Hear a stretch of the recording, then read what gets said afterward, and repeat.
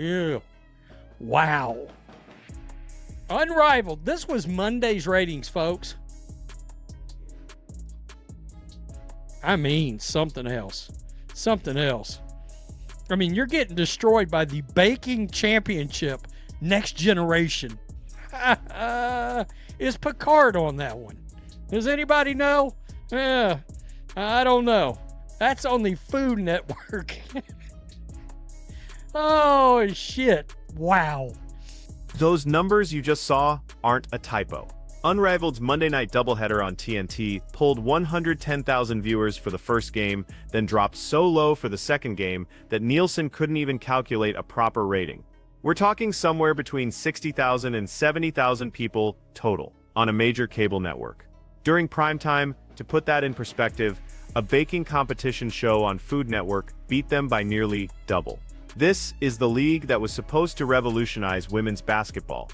The league that convinced major investors to pour in millions of dollars, the league that secured a broadcast deal with TNT Sports, and they can't crack 6 figures in viewership. Somebody did tell me we're going to find out about Angel Reese's real power when she comes back. They were like, oh, because it's the only thing going right now. If she comes back and all of a sudden 100,000 people show up, okay. If she comes back and 12,000 people show up. By the way, that's what I think is going to happen. Maybe 12,000.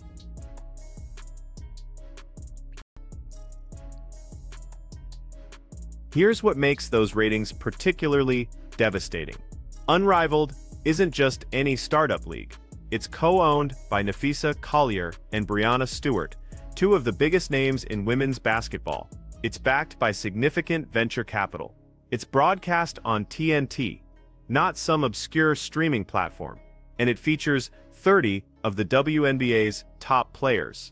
Every structural advantage you could want for a new sports league, they have it. Premium talent, major network distribution, star power ownership, and a built-in fan base from the WNBA. Yet they're pulling numbers that wouldn't be acceptable for a mid-afternoon replay on a regional sports network. The second game of that Monday doubleheader, Vinyl vs. Phantom, didn't just underperform. It essentially disappeared from the ratings altogether. When Nielsen marks something as not applicable in the advertiser demographic, that's the statistical equivalent of a funeral. That's the network looking at the numbers and realizing they can't even sell ads against this content. So, over here, Unrivaled President Alex Brazil reiterated the same stance when he appeared on the We Need to Talk podcast, I guess. Quote, we want the WNBA CBA to get done. Brazil told host Alicia J. The WNBA running and operating, continuously growing, is a great marketing exposure for our league because a lot of the top players that play there play with us. He also mentioned that the Unrivaled's vision was to never play. Now, you might be wondering why this matters beyond just being another failed sports venture. Bad business ideas fail all the time. But here's where it gets complicated, and this is the part that mainstream WNBA media has been actively avoiding. Nafisa Collier isn't just a co-owner of Unrivaled, she's also deeply involved in the current WNBA collective bargaining agreement negotiations. Same with several other players who have ownership stakes or significant roles in Unrivaled. They're sitting at the negotiating table, pushing for specific contract terms and revenue splits, while simultaneously running a competing basketball league. Alex Brazil, Unrivaled's president and Nafisa Collier's husband, went on the We Need to Talk podcast recently to address these concerns. His argument? There's no conflict of interest because Unrivaled benefits when the WNBA succeeds. The WNBA provides marketing and exposure for Unrivaled's players, so they want the WNBA's CBA negotiations to go smoothly. But to fill a gap during the WNBA's off-season, he added, quote, we benefit from the WNBA competing and playing and continuing to grow. We always seen ourselves as someone who's complementary in that way because we don't need to compete to build a successful business. Oh, Unrivaled and the WNBA need each other. Without the WNBA, Unrivaled wouldn't be as successful as it is. Many fans only care about the players in the league. because of how accomplished they are in the WNBA. I mean, look, it's. Let's break down why that explanation doesn't hold water. Yes, Unrivaled is a women's professional basketball league. Yes, it features the exact same players who compete in the WNBA.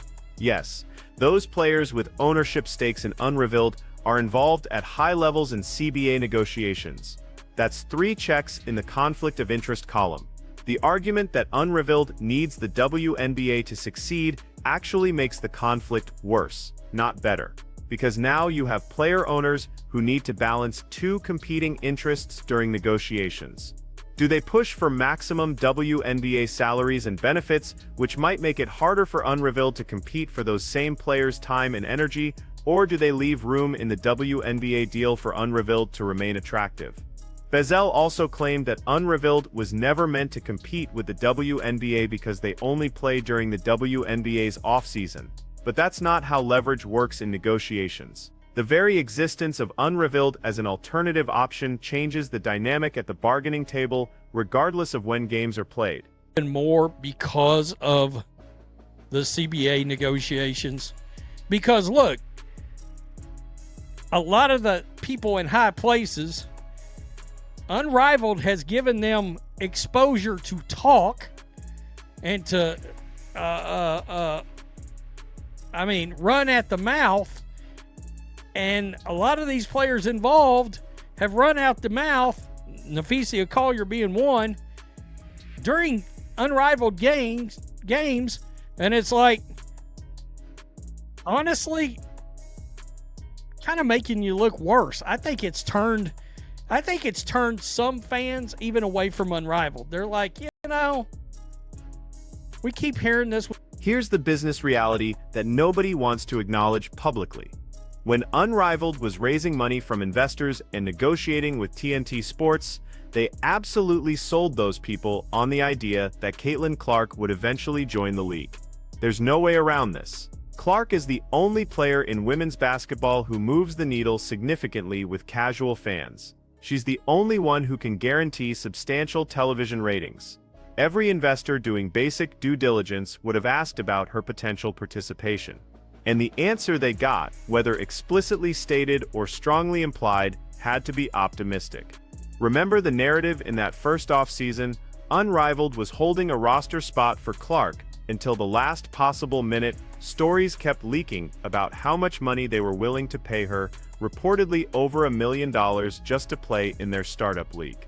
They were publicly positioning themselves as waiting for her decision. That's not the behavior of a league that's comfortable with their roster. That's the behavior of a league that knows they need her desperately and is hoping they can change her mind. All right, I mean, they got a $7.7 billion a year media rights deal, and you got a $220 million one. Shut up and sit down. It's not close. But it's given fans an added layer of unlikableness to some of these players that are playing in Unrivaled. And you will never, ever, ever, ever, and I will say this again, convince me that they didn't. When Clark said no, Unrivaled's entire business model shifted from challenging to nearly impossible. Because here's what those 100, 10,000, and 70,000 viewer numbers actually represent. This is what Unrivaled draws with their current roster of WNBA All-Stars and former MVPs. Angel Reese was supposed to be the backup plan when she announced she'd be joining Unrivaled for 3 games after recovering from injury. Some people genuinely believed her presence would boost ratings significantly. The theory was that with nothing else competing for basketball fans' attention in the offseason, Reese could demonstrate her real drawing power. Those ratings we just discussed, that's with the anticipation of Reese's arrival already baked in. The audience knew she was coming, they knew when she'd be playing, and still, the numbers dropped to historic lows. At all. I don't believe you at all. I think they thought she was going to play. I think they thought they could convince her. Remember when Unrivaled was getting ready to start in that off season before, And he was like, we're holding the space. Remember, they're going to give her over $1 million to play. Blah, blah, blah. All these stories started coming out. We're holding the spot till the very last minute. They thought she was going to play. Now let's talk about how the CBA negotiations are making this situation even worse for Unrivaled. Several players involved with the league have been extremely vocal during these negotiations, and not always in ways that help their cause. Nafisa Collier herself has made comments during Unrivaled broadcasts about the ongoing CBA talks. The optics of a player-owner discussing labor negotiations while her game is being broadcast on national television creates an uncomfortable dynamic. It blurs the line between player advocate and business owner in ways that make some fans uncomfortable.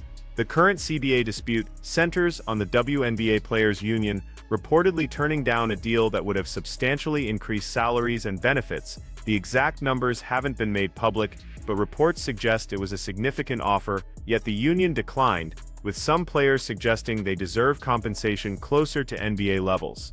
Here's where the Unrivaled connection becomes relevant.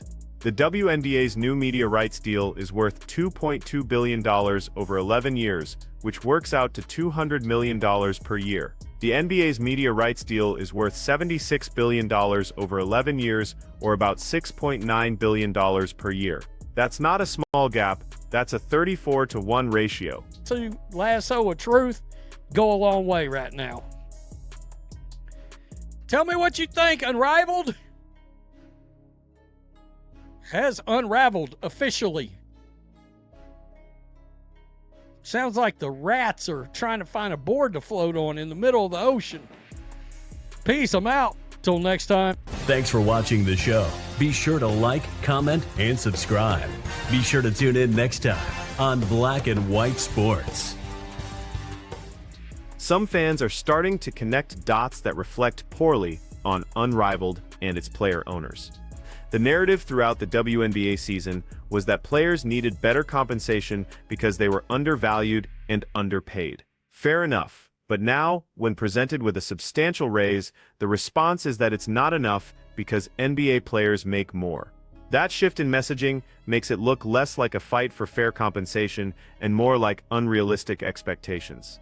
And when fans see that some of the players pushing hardest in CBA negotiations also own a competing league that's failing spectacularly, it creates skepticism about motivations. Are these players fighting for better WNBA compensation because they genuinely believe the league can afford it, or are they trying to establish precedents and leverage that could somehow benefit Unrivaled down the line? Even if the latter isn't true, the appearance of conflict is damaging. The timing makes it worse. Unrivaled is hemorrhaging viewers while its player owners are rejecting lucrative WNBA contract offers. That creates a narrative of players who are disconnected from business reality, and that narrative is spreading through the fan base. So let's synthesize what's actually happening here, because the full picture is more complex than just bad ratings for a startup league. Unrivaled launched with massive advantages: star player ownership, major network distribution on TNT, significant venture capital backing, a roster of 30 WNBA All-Stars and champions, a 3-on-3 format designed for exciting, fast-paced basketball, premium production values, and a clear lane in the sports calendar during the WNBA offseason, when women's basketball fans are hungry for content.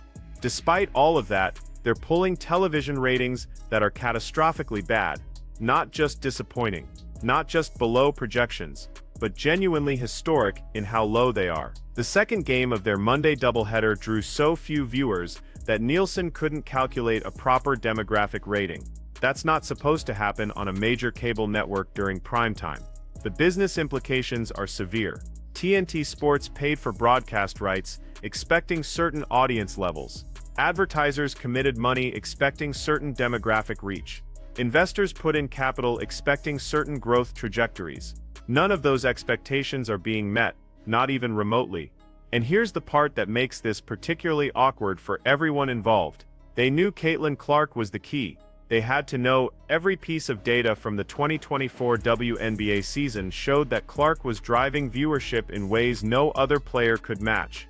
Her games consistently drew 2 to 3 times the audience of games she wasn't playing in. That's not subjective analysis. That's objective measurement. So when Unrivaled was pitching investors and negotiating with TNT, the Clark question had to come up.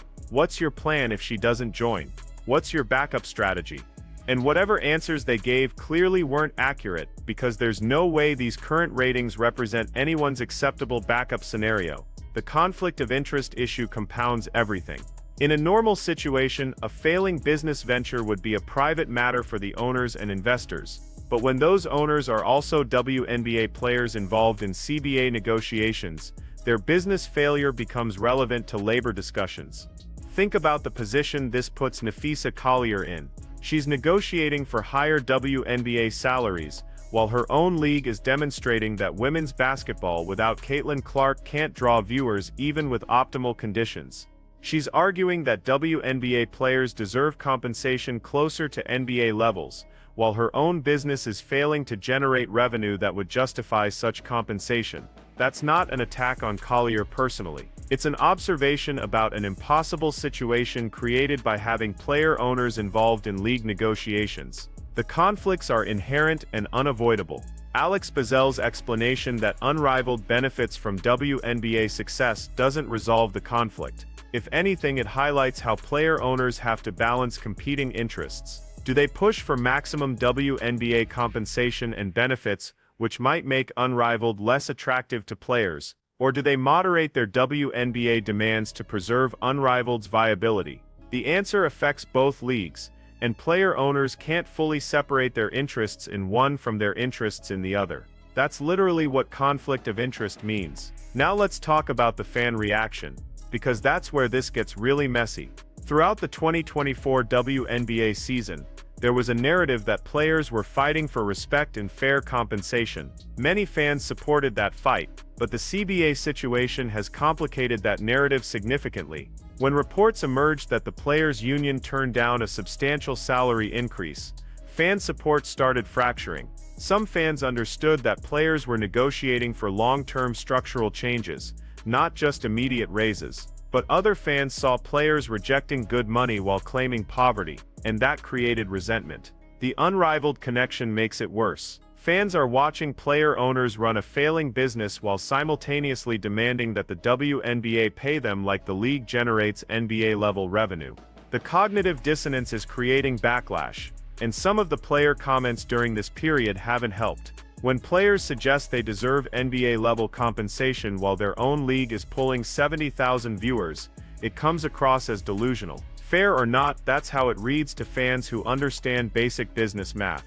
The WNBA's media rights deal is worth $200 million per year. The NBA's is worth $6.9 billion per year. That's a 34-to-1 ratio. Player compensation generally tracks with revenue.